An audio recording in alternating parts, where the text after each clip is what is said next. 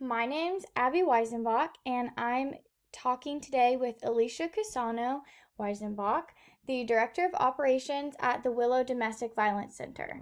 So, thank you so much for doing this interview with me. Can you tell me what your day to day work life is like at the Willow? Sure. So it's a little bit different than normal because of COVID, of course. So we're located in Kansas. And we're in a county that has pretty stringent lockdown and mask guidelines and stuff. So um, for us, things are a little bit different than they were before, but basically, I do a mixture of some direct service. So for us, that looks like helping out with clients who walk into our administrative office who might need help with anything from they need hygiene products to they need someone to help them fill out a protection order. So that kind of stuff. So I still do that kind of direct service day to day. And then I also write and manage all of our agency's grants. So we're primarily funded by federal, state, and local grants. Usually, most of them are related to the Violence Against Women Act. And then I also manage our financial office, so our accountants and all of that, who do the reporting on our grants. So it kind of do a mixture of different things from day to day. Thank you. What would be your agency's mission statement? It Yeah, doesn't have to be so the exact statement, just like the overall mission. of course, yeah. So the Willow's mission is to build safer communities through shelter and support services, as well as education in Douglas, Jefferson, and Franklin counties in Kansas. So, like it says in the mission statement, we do have an emergency shelter for survivors of domestic violence and human trafficking. And just like with our services that are outside of shelter, like we do court advocacy, we have an employment services program, we do support groups, and a number of other things. All of our services are open to survivors of all gender identities, sexual orientations. And so, yeah, we have totally inclusive services. That's really awesome. So, would you say that, like, from the beginning of your agency, you have a mission statement that evolves as you're learning more, as you're seeing community needs arise? It's it has that core message, but it's Oh, evolving and ever definitely. changing to meet those needs. Definitely. Yeah. We actually are the first. So we're the first domestic violence shelter in the state of Kansas. So a few years before this, were founded, but we were incorporated in 1976. And we used to be called Women's Transitional Care Services because our initial goal was to provide shelter and supportive services to women who were fleeing domestic violence. And then over time, we expanded, I should say, by the way, we only had, you know, cisgender female advocates as well. And then by the 80s, we were including, male identified advocates who could volunteer and work again, at the time, Women's Transitional Care Services. And then in the early 2000s, I think it was, we did a name change to the Willow Domestic Violence Center. Because as we evolved and learned more, Women's Transitional Care Services just didn't reflect our goal of providing inclusive services. So, Right. you know, when the domestic violence and rape crisis movement really started, back in the 70s, it it really was focused on cisgender women fleeing male batterers, is what they would have been called at that time. Now we use the term abusers. And so our understanding of domestic violence has really, really evolved to where we now know that anyone can be an abuser, anyone can be a survivor or a victim, regardless of their gender identity. So we've updated our mission and our name and our practices and all kinds of other things over the years to better serve people. I love that. Yes. Okay. So that pretty much answers the next question that I had, which what is your client population? Sure, I can go into a little bit more specific about the demographics if that's something Yeah. that you'd like to know. Okay, yeah. So, like I said, we serve 3 counties in Kansas, and all 3 of our counties, well, I should say 2 of our counties have major universities. So Douglas County has the University of Kansas, or KU, and then Franklin County has Ottawa University, which is, an accredited university. Jefferson County doesn't have a university, but it has a community college. So part of our population uh, is students, college age students, and we do a lot of work with campuses as far as education. And so some of our clientele are that kind of 18 to 24 age range, because we do so much work with the local universities, and that is kind of part of what makes up our demographic.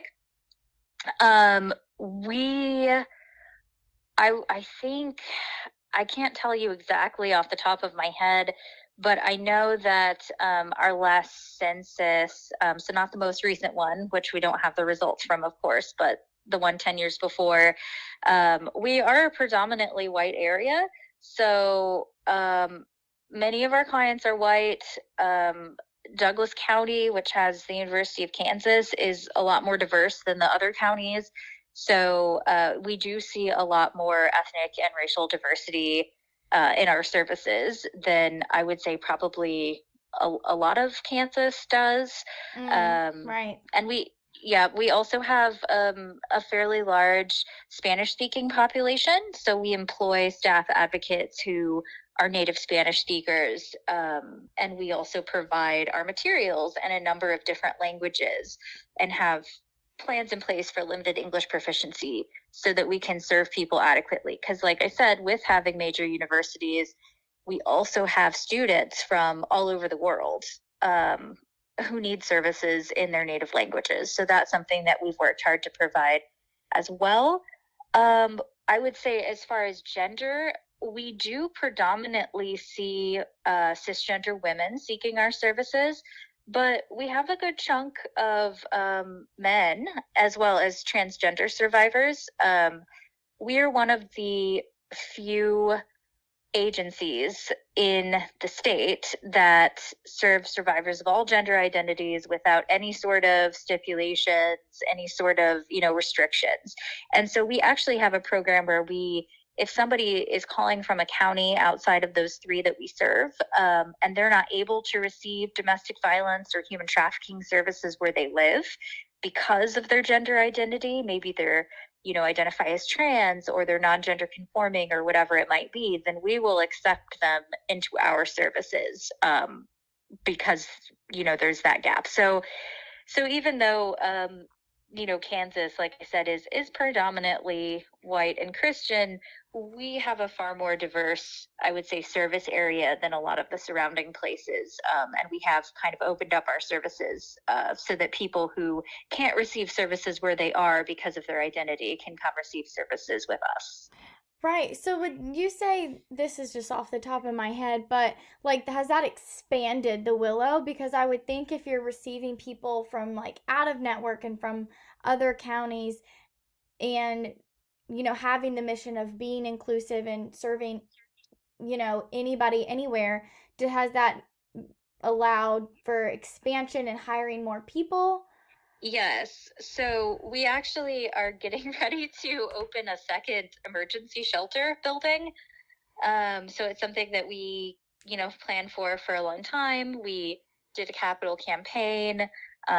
We've purchased the, facility and are getting ready to open it, because we do have a higher demand, especially for shelter services, than what we can meet.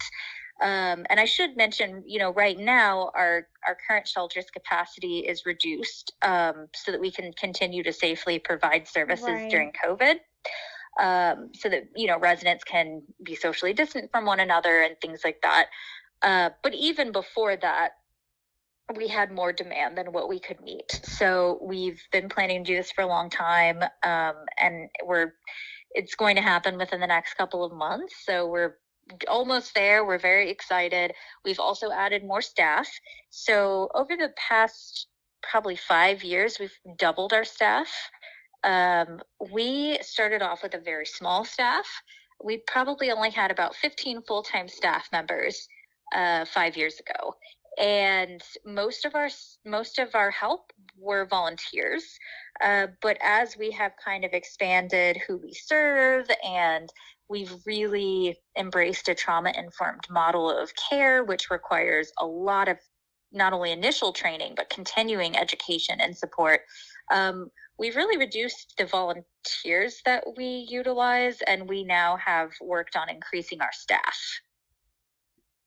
Wow. Yeah, I would think so because it sounds like the demand is there and there needs to be it makes me think of there's a clinic here, an HIV clinic here in Birmingham, and I'm just blanking, the 1917 clinic, and they do it right. They do it so awesome. They do such a good job, but because they do such a good job, they're getting so many people from out of network.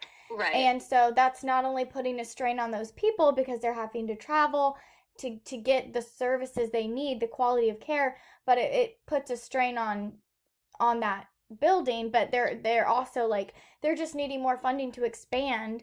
And so I love that you guys are able to hire more people and expand your services and your programs. Yes, and it does, people do want to come to us from outside a lot. So one thing that we've also really worked hard on is doing coordinated community response teams where we work not only within our own service area with other local agencies, but we try and do a lot of stuff with other domestic violence and human trafficking agencies in the state, because there's definitely still and it's not just our state, I think it's a lot of states, there's kind of a resistance to changing the model of care that DV agencies provide to be more trauma informed, because it is more difficult to provide trauma informed care. So we do a lot of education, not only in our community with other types of agencies, but we also try and do education with other agencies in the state. And we try and network with agencies in other states that are also doing trauma informed care. So we know that we can't be everything for everyone. So we really want to expand that knowledge, and in the DV movement as a whole, of like, the way to go, the way to provide the best kinds of services to people is to embrace a trauma-informed model. Right. So it sounds like you have a lot of knowledge about the surrounding services, um, and other than just the Willow, because like you said, you're trying to work with all these other agencies, and and I feel like you've already touched on this, but is there anything that you want to either expand on or bring up that you haven't brought up yet that is something about the Willow that is unique to the Willow that you've noticed that other agencies um, maybe aren't doing, or just something, I don't know, specific to the Willow that you wish you could see in other agencies? Yeah, so I've mentioned trauma-informed care a lot. Um, so that is kind of like a buzzword, buzz phrase right now that you hear all over human services and different kinds of social work as well. But for us, we did a lot of work to get to a place where we were more trauma informed, and it's still an ongoing process because it's not just something you learn about and then you do it and you're done.